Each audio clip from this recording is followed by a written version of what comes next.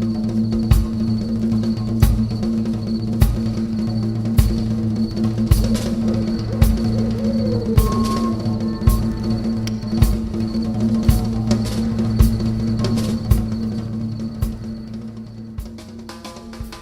everyone, welcome to the Lost Generation, outside of the mainstream.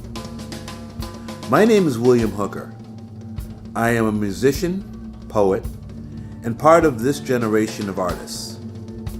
My goal with this podcast, which is being broadcast on its own YouTube channel and my website, williamhooker.com, is to introduce you to many of the musical artists that are outside of the mainstream and have made important artistic contributions to our culture.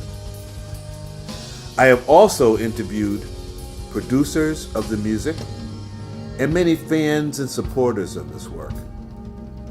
My guests are sharing what makes this art form unique and significant.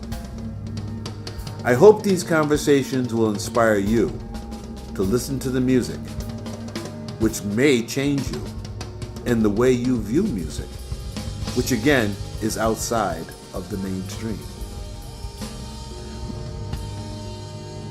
Today, we are interviewing trombonist, composer, and band leader, Steve Swell. I hope to be airing new interviews on the first of each month. We are presenting these interviews on our own YouTube channel, and we have so many amazing interviews coming up that you will be hearing in the future. This is the Lost Generation, outside of the mainstream. This is a story that needs to be told. See you next month. Now we're sitting here with Steve Swell. Yes. Steve Swell. I got some thoughts on Good friend, great musician, Thank you. great artist. Thank you. Steve, would you tell them something about yourself in encapsulated form? All right. It's 2017. 62 years old. I was born in Newark, New Jersey. Grew up in Union, New Jersey. And moved to New York, which is not far from where we are now, Manhattan. And moved to New York in 1975. And I've been a musician ever since then. It's always what I wanted to be a musician since I was 15. So, and here I am, 47 years later, and I, no regrets about it at all. I love it. I still love it. Yeah. I get to be with people like you and Barry and Robert too. So it's great. It's important. People factor. Steve. Yes. Well, we're going to continue. What do you think We can get to it. You're good people. Now, what do you think is the importance in terms of your particular evolution of the fact that you had parallel careers to be able to deal with the music and the survival aspect of the music and the world? How would you elaborate on that a little bit? Because I do know that you had a parallel situation, which a lot of people don't have. But what do you mean parallel? You were teaching, right? Oh yeah, I'm teaching. Yeah. Right. Well, I got into teaching to keep myself afloat a little bit and to eliminate day jobs. I'm teaching music, and I've been doing that for about almost 20 years. I got into it because I wanted to make extra money.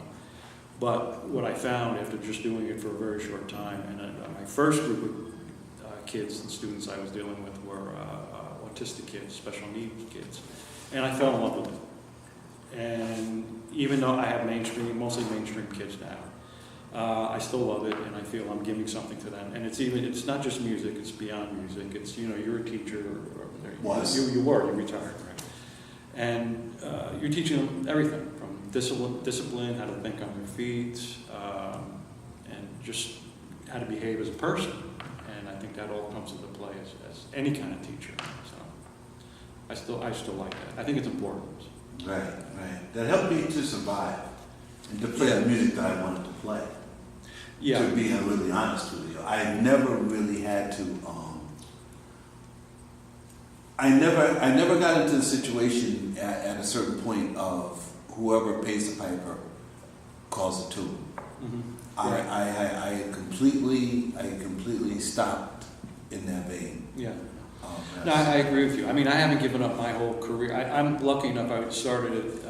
Well, I still am a teaching artist. In other words, I have a degree, but you don't really need a degree to go into a public school and do that. But I have always had situations where I said, if I'm going away on tour for 2 weeks, that's been fine. And if it hasn't been, I just don't work for those people anymore, and I just find another organization. But the last 4 or 5 years, I have two. One school and one Brooklyn Conservatory of Music that sends me out to teach in their outreach program. And they've been very flexible. Otherwise, I couldn't do it. I hear you. I have to be doing music too. I hear you. What are you trying to achieve musically and personally with your statements of music? Wow. Okay. I think a large part of it is I notice getting to know myself better as a person and connecting with myself through this music, through improvisation, and how I am and how I want to be in the world. And I think you guys, you were talking about this with Barry a little bit, and I think the importance and why this music should be respected is because we are living examples of when we're in a duo, even in a solo situation, you still have an audience there, and you're connecting with members. You're an example of how a good democracy or a good society should work, whether there's a band leader or it's a mutual 4 or 5 improvisational situation. You're a good example of how people can work together and do something and create something very special and unique. And I'm constantly reminded of that, and I dwell on that. I love thinking about it. I think it's an important aspect of, and as I do that, I also want to find out about myself and myself as a musician and as a person, so I can contribute to that little small society and be that example. And audiences, audiences love this music. I know I was on the road with Barry, and he had somebody come up to him 20 years later and said that he had proposed to, you remember this? Yeah. Proposed to his wife at a gig that I think it was a circle gig. Yeah. Another one told me that they got that they conceived it. Well, I don't know if you want to go down that road. No, I want to go down the road with you. Oh, okay. Like how do you just in terms of what you're trying to achieve, because many people believe the more out you go, you're not trying to achieve anything. They really do believe that the more out you go, you're just really trying to just trying to use up all of your energy so that you can just pass out and just you get my point what I'm saying? Yeah. So and I believe that could be a scapegoat for many people not wanting to listen with the intent of he's telling me something. He's telling me something. He's sharing his life with me. Yeah. That's what I mean. Yeah. Well, what I find with audiences also, and you know all of the people in New York, and you go around to different countries, and you meet different audience members, and you know you've connected with those people, and they really like what you do. That's an important thing. You're giving them some inspiration. You may be sparking them to think about something a little bit differently or to behave in a different way, and they go out there fresh. You're kind of clearing away a lot of the stuff. Maybe they had a bad work day, or they're you're just alleviating some stress. Maybe it's a lot of things going on. Yeah.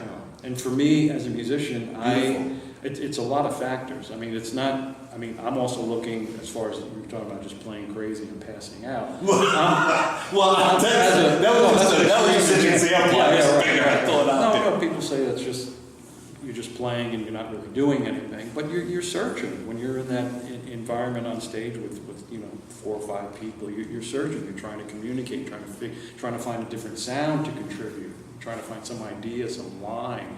There's a lot of stuff going on, and you're relying on this intuitive part of yourself that I think we all share, and it's something to tap into that an audience member can tap into, a listener can tap into. And people who like this music really love it because of that. They're really attuned to that. That's beautiful you said that. And I'm really thinking about this one word you just used, intuit. Like, how do you feel about this our intuition as it's related to our being improvisers and musicians? I think it's a natural human function. And I mean, there's a lot of stories. I mean, I know George Lewis is writing this book, putting a book of essays together on people who improvise. We improvise every day. Beautiful. And that's using our intuition, to cross the street. Should I go? Should I go now? Should I wait? I don't know. That guy doesn't. Whatever. I hear you. You're doing it all day long, and it's. And this is another. The music also is another example of that. I think if we tune into that aspect as a society, oh yeah, we're improvising. I'm improvising this conversation. Beautiful. And if people who aren't into this music start to get, oh man, I'm an improviser.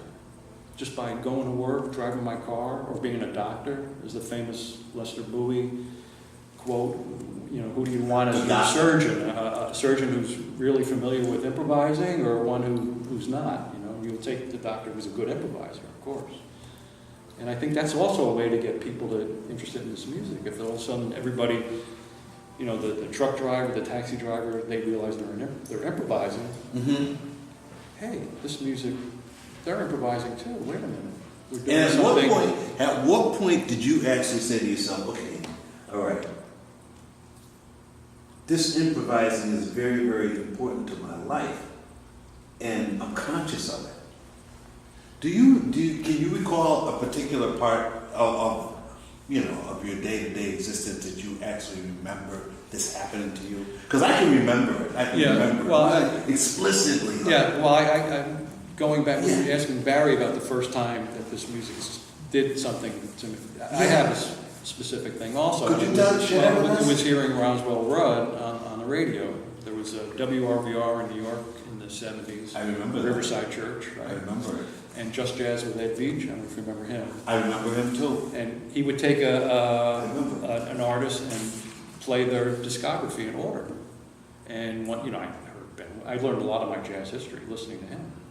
And one day he had Roswell Rudd, and just like, I'd been a trombone player for 4 or 5 years, and I loved the trombone, but I was like, I wasn't really, this is what I have to do. But I heard Roswell, and I said, that is another, sparks just flew. I was 15, I remember it explicitly. Wow, I just thought, where did he pull that from, man? It was beautiful and amazing. I think it was like Wherever June Bugs Go on Live in San Francisco. Archie Shepp record. I know that record. And it's a famous record. Man, I said, that's it. That's what I want to do. As far as putting it all together and thinking about it, why, the wherefores. You just remember that. I remember that. Coming over That was the beginning for sure. That's beautiful. Yeah. That's beautiful. Yeah. That's beautiful. Now I'm going to ask you I'm going to throw because I got this list. It's a partial list along with these cards. Okay. And you saw it. I made the card like that. All right, so let me just ask you, Ronnie Boykins. I don't know him personally. You don't know Ronnie Boykins, okay. I know who he is, but I don't. All right, then. You're asking personal? No, I'm just going to throw a name out. Oh, okay. And then you can tell me something about their music. Okay. All right? I'm not familiar enough with this. Well, some people, if you don't know them, you just say, I don't know about that person. Yeah. Oh, okay. We're good. Okay. Brian Carrot. Oh, Brian Carrot, yeah. Can you tell me something about Brian's music, the way he approaches his music? I've played with him a few times and heard him a few times. And yeah. He's been over to my house. We actually were putting a band together at one point with Bobby Sankel. We'll mention him later too. Okay. Okay. Yeah. What can I say? I don't know him well enough as a person, but I enjoy his playing. You heard him play? Oh yeah, Yeah. and we played together. A few What does times. he play for us? What does he play? Plays vibes. Vibes, yeah. Oh, I'm sorry. I should say How do you- vibes. I'm Well, just saying, how- of course, you know. How do you feel? Yeah. He's a vibes I player love who's great. I like vibes. I do. They did. I mean, I played with Lionel Hampton for a year, so. Oh, you did? Yeah. So. Okay. But All right. no. All right. He's terrific. Let's see. Will Connell. Will Connell, Jesus. Can you tell me something about his music? You just opened up a whole. Oh man. That's beautiful. Take your time, man. Okay. Take your time. He was a unique individual, and I think a very unique musician, and improviser and player. His sound, his tone, his ideas, and he never got to where he could have or should have gotten. I mean, he was just a beautiful player, and just always supportive and positive. I mean, you always thought you were the greatest. When he talked to you about what you were doing, you thought you were the greatest musician. What kind of music did he have? He was. I'm sorry. He was an alto player. I remember Commitment. I Right. remember Commitment. Right. And I remember playing with him a lot. Yeah. But in terms of like what you saw that he was doing when he would play,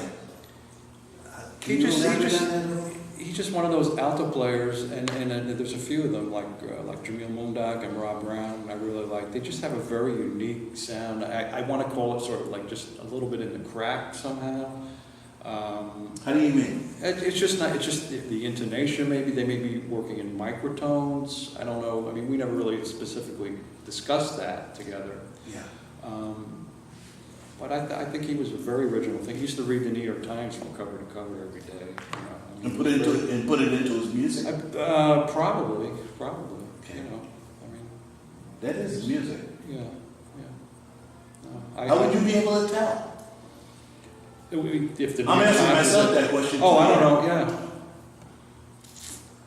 I don't know. It's just such a broad range of his thinking and viewing the world Yes. and always thinking about things, you know, politically and musically and socially, what's happening with the scene and, you know, and whatnot. You know. He was a very positive force and ridiculously sad how he came to an end. Not John his- Paul Corelli. I don't know him personally. Okay. I You ever played with him? Okay. Okay. Let's see. I feel I'm at the Inquisition. Frank Lowe. Frank Lowe. Yeah, the Inquisition. Oh, snap. Go on. I don't know. No. Frank Lowe. Frank Lowe. I know Frank Lowe. Come on, I knew him a little bit. I don't think I ever played with him, ever. But I knew him.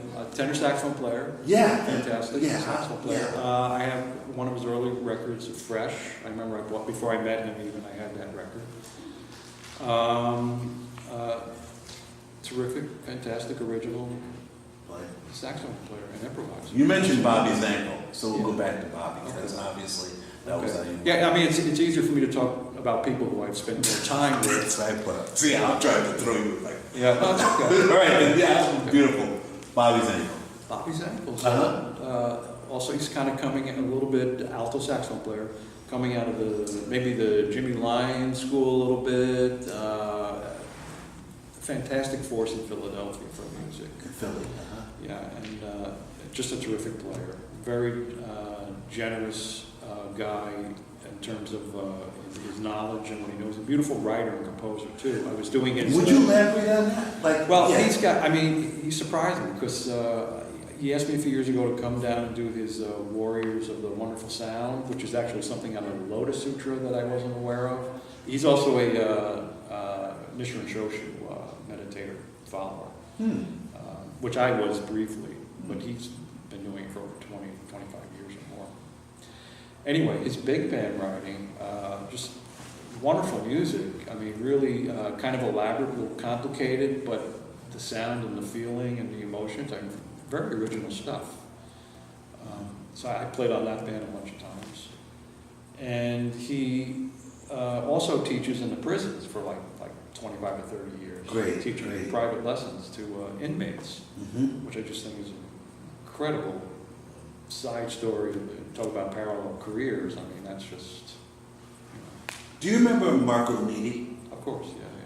What could you say? How would you differentiate, let's say, Marco's way of looking at playing in Marco's music, and let's say Bobby?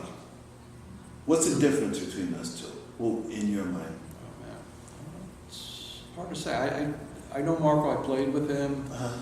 I don't. You know, it's hard to, because I don't know him as well as I know Bobby. I know Bobby has a lot of bebop language in, and I can hear that that's in Marco's too, maybe. But I think they also have similar kind of Jimmy Lyons influences. I hear you. That,